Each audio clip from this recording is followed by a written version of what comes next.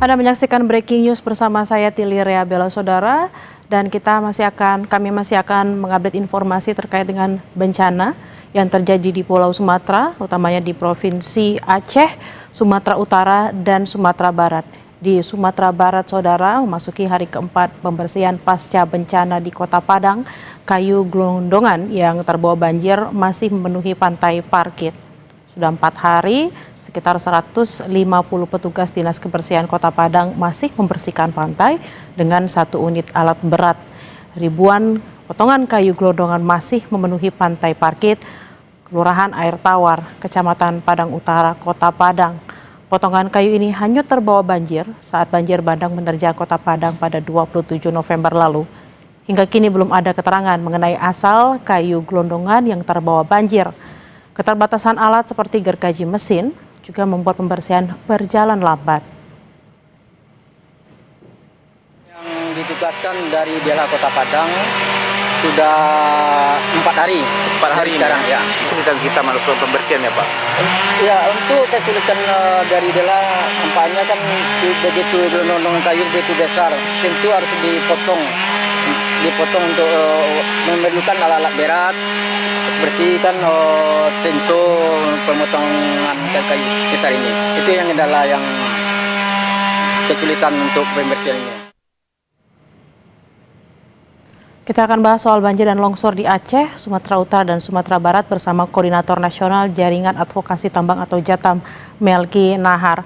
Bang Melki, tadi sempat ada informasi bahwa alat beratnya cuma 1, kurang juga gergaji mesin seperti itu, dan banyak sekali gelondongan kayu yang terlihat ada di pantai di Padang. Melihat kondisi saat ini, berapa lama kira-kira yang Anda perhatikan pembalakan liar sudah berlangsung di 3 provinsi yang terdampak bencana? Iya, saya kira model penanganan bencana yang dilakukan pemerintah hari ini sebetulnya kan mau menunjukkan betapa gagapnya pemerintah begitu ya dalam mengatasi banjir yang terjadi di 3 provinsi di Pulau Sumatera ini. Apalagi kalau kita cek dari liputan teman-teman Kompas misalnya tadi, betapa teman-teman warga di lapangan itu sama sekali belum ada yang mendapat bantuan kemanusiaan begitu ya dari pemerintah itu sendiri. Artinya ini mau menunjukkan memang pemerintah sendiri gagap begitu ya. Dan saya kira inilah yang kemudian menyebabkan mengapa pemerintah daerah misalnya ada beberapa gubernur dan bupati yang justru menyatakan ketidaksanggupan juga kan untuk mengatasi banjir bandang yang lebih dari sepekan terakhir di Pulau Sumatera itu sendiri. Lalu yang kedua, sebetulnya kan faktornya bukan sebatas soal pembalakan liar begitu ya. Asumsinya bicara soal pembalakan liar itu seolah sesuatu yang ilegal saja. Padahal kalau kita cek struktur ruang 1 Pulau Sumatera itu, operasi industri ekstraktif yang statusnya legal itu, Mbak, gitu ya, itu justru banyak berkontribusi yang kemudian menyebabkan deforestasi, bukaan lahan di mana-mana, begitu ya. Yang kemudian ketika hujan turun, itu yang kemudian banjir dengan mudah terjadi, begitu. Sehingga saya kira disitulah letak persoalannya, karena di satu sisi pemerintah ingin mengatasi di hilir begitu ya dalam kaitan dengan penanganan bencana hari ini begitu, tetapi pemerintah di saat yang sama di hulunya mereka ikut berkontribusi sehingga kemudian terjadi yang namanya banjir bandang tadi. Nah, kontribusi pemerintah ya terkait dengan penerbitan berbagai macam izin, entah di sawit, entah di hutan, di tambang dan segala macamnya, dan itu yang menyebabkan mengapa kemudian banjir demikian dahsyat begitu ya di 3 provinsi di Pulau Sumatera itu. Begitu, Mbak. Bang Melki, tadi kalau bisa saya tangkap berarti ada inkonsistensi pemerintah, di satu sisi ngomongin soal bencana, di satu sisi lainnya juga melakukan hal-hal tersebut. Tapi tadi ada sempat mengatakan bahwa ini juga ada yang legal, jadi bukan hanya ilegal tapi yang legal. Apakah yang legal ini juga tidak ada pengawasan dari pemerintah? Misalnya ketika dia melakukan penebangan hutan, dia kemudian harus menanami kembali. Apakah memang itu tidak ada, tidak terjadi di situ? Saya kira alih-alih ada pengawasan, yang terjadi sebetulnya pemerintah itu secara sadar sebetulnya melepas lahan dan kawasan hutan untuk kemudian investasi di sektor industri ekstraktif itu bisa masuk begitu ya. Contoh konkret misalnya, kan satu Pulau Sumatera itu, Mbak Bella, lebih dari 2.500.000 hektar itu dialihfungsikan hanya untuk satu sektor yang namanya pertambangan. Ini belum kita bicara sektor sawit, kemudian kehutanan yang jumlahnya jauh lebih besar daripada sektor tambang itu sendiri.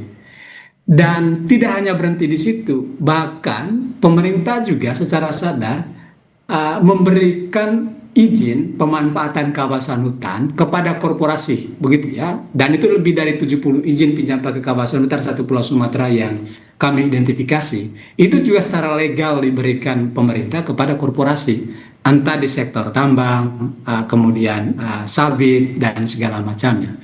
Nah, ini mau menunjukkan bahwa di fase awal pemerintah sebetulnya menjadi aktor utama sampai kemudian terjadi yang namanya alih fungsi lahan dalam skala yang besar tadi, begitu ya. Lalu sekarang tiba-tiba pemerintah begitu ingin melakukan penanganan, tetapi masuknya di hilir, gitu ya. Bahwa kemudian kita perlu ada penanganan hari ini, ya. Tetapi jangan sampai kita mengabaikan apa masalah struktural sesungguhnya yang terjadi sampai kemudian banjir bandang ini demikian besar dampaknya, begitu ya. Terhadap warga di 3 provinsi di Pulau Sumatera itu. Nah, itu yang saya kira penting sekali untuk dipikirkan pemerintah, dan ini tidak bisa hanya diserahkan ke teman-teman di daerah, begitu ya. Karena gini, teman-teman di level daerah nanti, entah bupati kemudian gubernur, begitu ya, mereka tidak mungkin melakukan koreksi kebijakan di hulu, gitu ya, terkait dengan audit, pencabutan izin dan segala macamnya yang melemahkan daya dukung daerah aliran sungai, begitu ya, termasuk kawasan hutan. Karena sebagian besar kewenangan itu ada di pemerintah pusat. Nah, ini saya kira yang menjadi salah satu alasan mengapa mestinya bencana ekologis di Sumatera ini penting dijadikan sebagai bencana nasional. Karena kita ingin supaya Presiden Prabowo memimpin ini.